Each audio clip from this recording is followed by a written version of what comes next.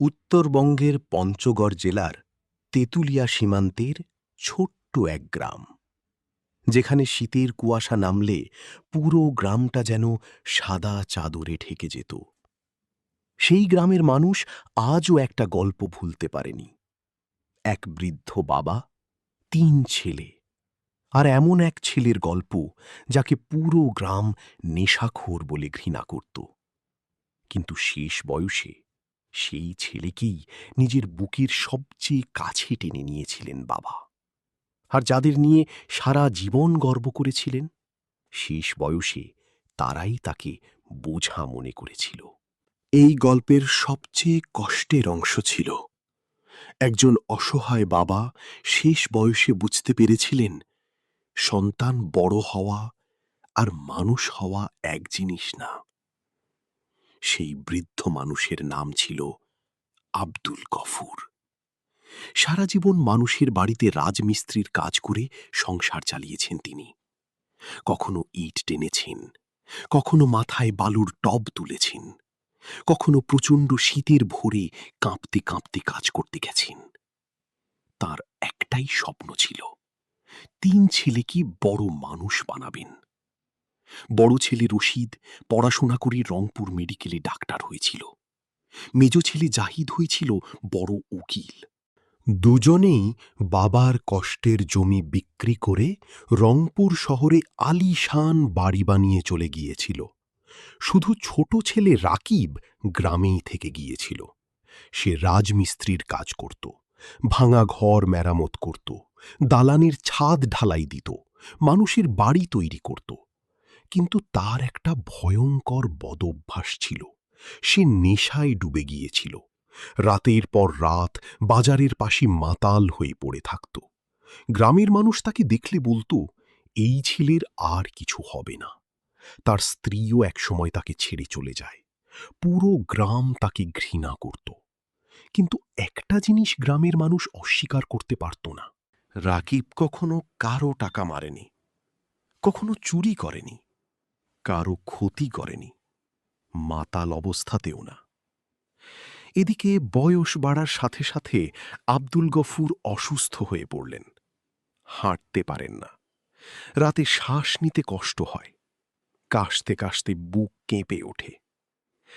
একদিন হঠাৎ তিনি মাটিতে পড়ে গেলেন। গ্রামের মানুষ দৌড়ে এসে তাকে উঠালো। সবাই বলল, চাচা, শহরে বড় ছেলেদের কাছে যান, ওরা এখন বড়লোক মানুষ।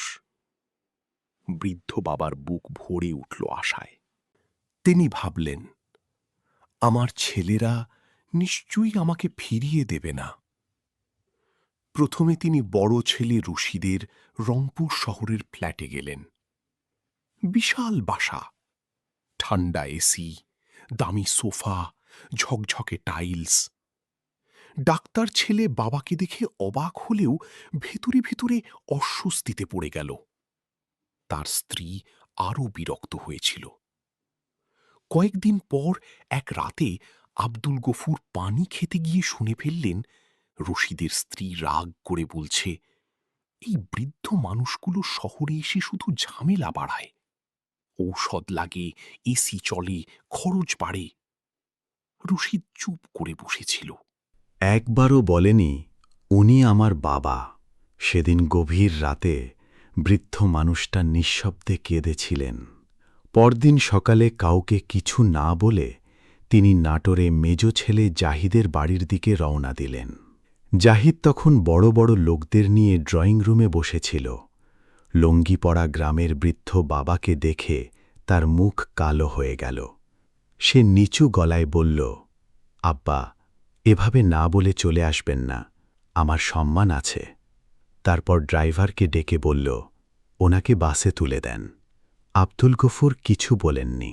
লোকাল বাসের জানালার পাশে বসে শুধু বাইরের অন্ধকার দেখছিলেন।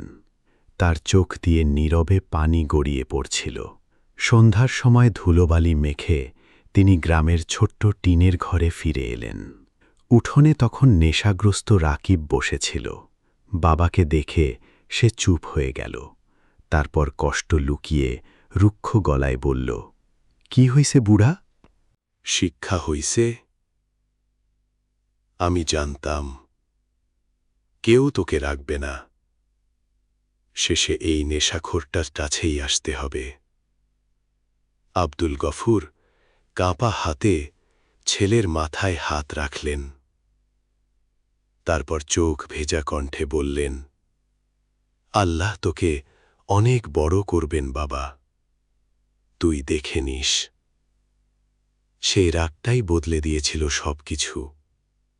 ধীরে ধীরে আব্দুল গফুর পুরোপুরি শয্যাশায়ী হয়ে পড়লেন। আর সেদিন থেকে রাকিবের জীবনও বদলাতে শুরু করল। প্রথম কয়েকদিন সে নেশা করে বাবার পাশে বসত, কিন্তু এক রাতে সে দেখল বাবা ঘুমের মধ্যে কাঁপছেন, পানি খুঁজছেন, কিন্তু পাশে কেউ নেই। সেদিন প্রথমবার তার বুকের ভেতর কিছু একটা ভেঙে গিয়েছিল। পরদিন সকালে সে নিজের নেশার বোতল ভেঙে ফেলল। গ্রামের মানুষ হতবাক হয়ে গিয়েছিল।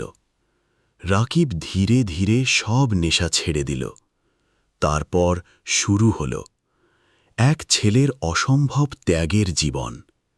সে বাবার কাপড় ধুয়েছে, খাইয়ে দিয়েছে, রাতে জেগে ওষুধ খাইয়েছে, বিছানা পরিষ্কার করেছে, শীতের রাতে বাবার পা চেপে দিয়েছে, গরমের দিনে হাত পাখা দিয়ে বাতাস করেছে।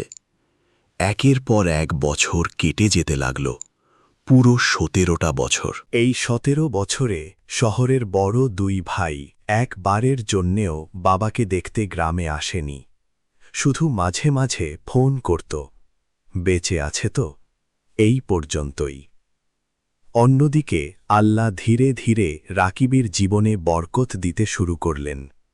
সে রাতারাতি বড় লোক হয়নি, কিন্তু তার রাজমিস্ত্রির কাজের সুনাম চারদিকে ছড়িয়ে পড়ল। মানুষ বলতে লাগল, রাকিবের হাতে বরকত আছে। যে মানুষ একসময় তাকে নেশাখোর বলত, আজ সেই মানুষই তাকে সম্মান দিয়ে সালাম দেয়। এক ভোরে ফজরের আজানের সময় আব্দুল গফুর বুঝতে পারলেন তার সময় শেষ। তিনি কাঁপা হাতে রাকিবের হাত ধরলেন, তারপর ধীরে বললেন, তোর ভাইদের অনেক টাকা হয়েছে, কিন্তু তুই যা পাইছিস ওরা তা পায়নি। আল্লাহ তোর ঘর কখনো খালি রাখবেন না। এরপর আলহামদুলিল্লাহ বলতে বলতেই তিনি ছেলের বুকের ওপর শেষ নিঃশ্বাস ত্যাগ করলেন। রাকিব শিশুর মতো কেঁদে উঠেছিল। বাবার মৃত্যুর খবর পেয়ে দুই বড় ভাই দামি গাড়ি নিয়ে গ্রামে এলো।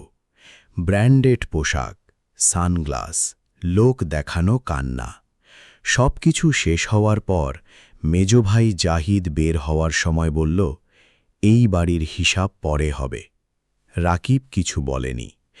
সে শুধু বাবার কবরের দিকে তাকিয়েছিল।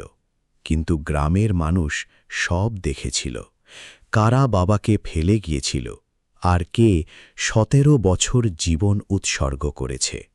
বাবার মৃত্যুর 1 বছর পর পুরো এলাকায় রাকিবের গল্প ছড়িয়ে পড়ল। পাশের গ্রামের এক ইমাম নিজে এসে বললেন, যে ছেলে নিজের বাবাকে 17 বছর এভাবে সেবা করতে পারে, সে আমার মেয়েকে কখনো কষ্ট দেবে না। এরপর ইমামের মেয়ের সাথে রাকিবের বিয়ে হয়ে গেল। সেদিন গ্রামের মানুষ দেখেছিল রাকিবের ছোট্ট টিনের ঘরটা আবার আলোয় ভরে উঠেছে। আর কুয়াশায় ঢাকা সেই তেতুলিয়া সীমান্তের গ্রামে এক বৃদ্ধ বাবার দোয়া সত্যি হয়ে গিয়েছিল। কারণ যাকে সবাই নেশাখোর বলত, শেষ পর্যন্ত সেই ছেলেটাই সবচেয়ে বড় মানুষ হয়ে উঠেছিল।